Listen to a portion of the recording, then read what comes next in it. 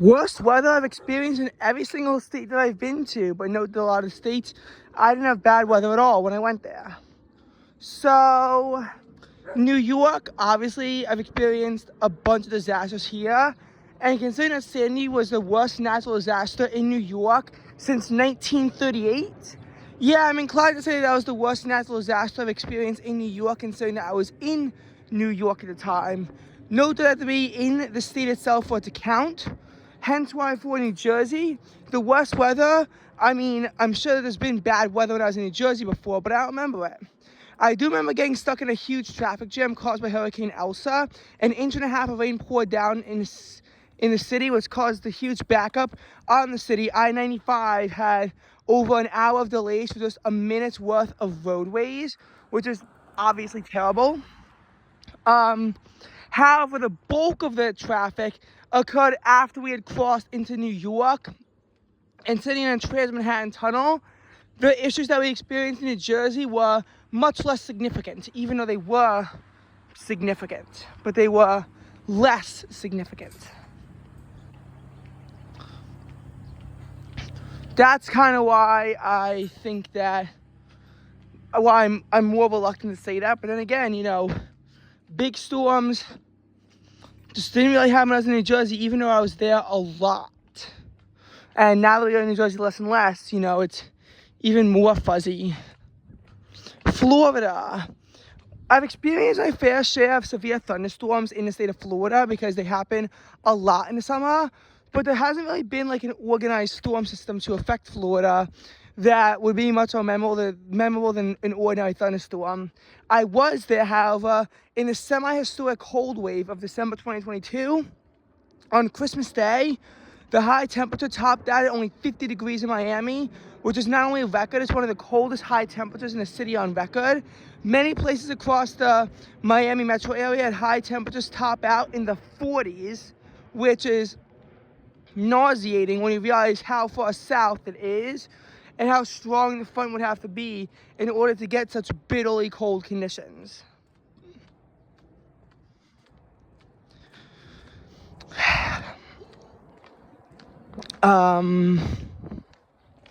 As far as Pennsylvania, you know, I've experienced quite a few storm systems when I was, you know, in the state of Pennsylvania, because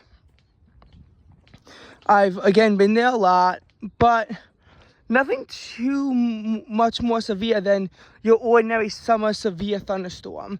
There's just like, I feel like there just hasn't been a whole lot to go wrong while I was there. And I'm not saying that, you know, everything was smooth and all that, but the severe thunderstorms on June 30th, 2021, which did spawn a tornado nearby, was probably the most severe storms I experienced while in Pennsylvania. I don't think there's anything that was, you know, too much worse than that. So I'll say I got kind of lucky on that vote. Connecticut didn't really experience any bad weather. Haven't really been to Connecticut all that often, despite it being relatively close. Delaware, I'm sure when I'm at college I'll experience much worse weather. Hasn't happened yet because I've been in Delaware so little. Maryland and Virginia also haven't spent the most time in those states, so I've experienced, you know, some storms in those states. Hasn't exactly, you know, been like the worst kind of weather imaginable.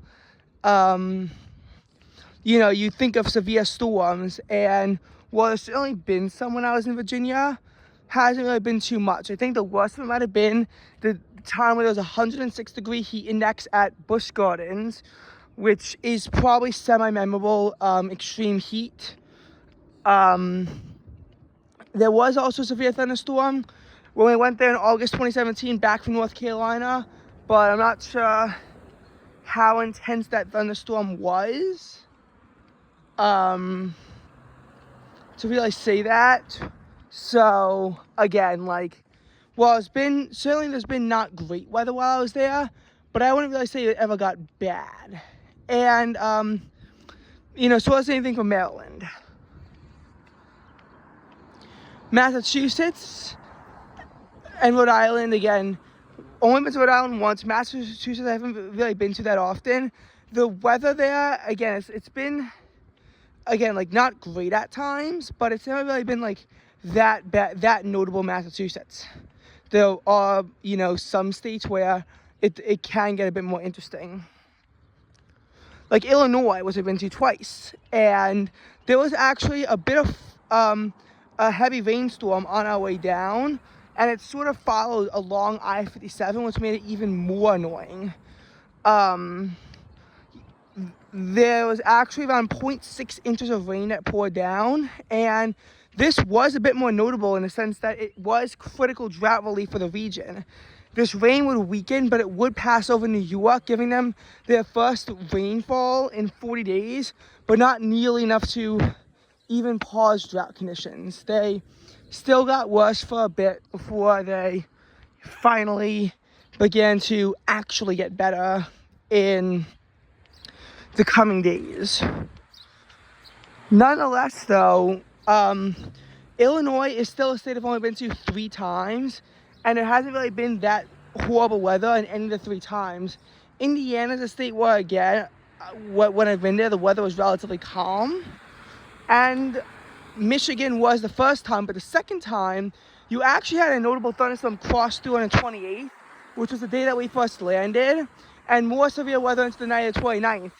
Some parts of Michigan had over 3 inches of rain from this, and this might actually be a semi-memorable storm system for the region.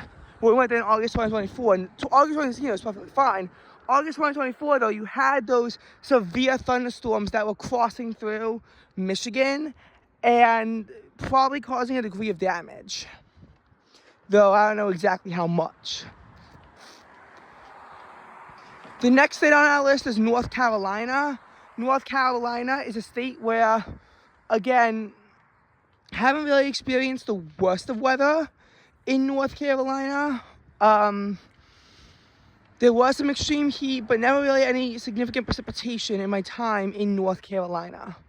Tennessee, which is the next state on our list. Again, Tennessee, Arkansas, and Kentucky have only been there once, and the weather was, for the most part, pretty nice. Mississippi, I've been there twice, but again, pretty nice in Mississippi as well. Georgia is the next state on our list, but the weather was pretty calm while we were there. South Carolina also, for the most part, didn't really give any issues. And I know it's getting boring, but New Hampshire and Maine is just sort of the same thing again. And same for West Virginia and Ohio. Again, there's going to be some ones where the weather that we experienced was actually more turbulent and more severe. Not yet. Washington, there was a bit of an interesting storm system that crossed through on like the 19th and 20th of February. And, you know, by the 22nd or 23rd, low temperatures had dropped to record low levels of 22 degrees. So there was this degree of bad weather in Seattle in terms of record cold. And there was snowfall on a drive from Washington down to Oregon, which was certainly, you know, not the most common thing you experience. I wouldn't say it was particularly memorable, but there certainly was some weather to speak of. Arizona, Nevada, California. This is an odd one because I've actually,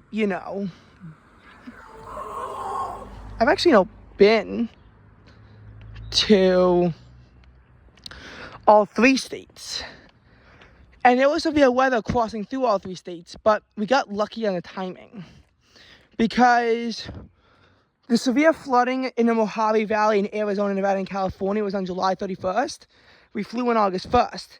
Death Valley flooding was on August 5th, which was relatively concentrated. By that point, we were already further west in the region. So there wasn't a whole lot necessarily in terms of bad weather while we were there. And Vermont, again, not a whole lot. And by the time there was some semi-interesting rainfall problems, we were already in New York by that point.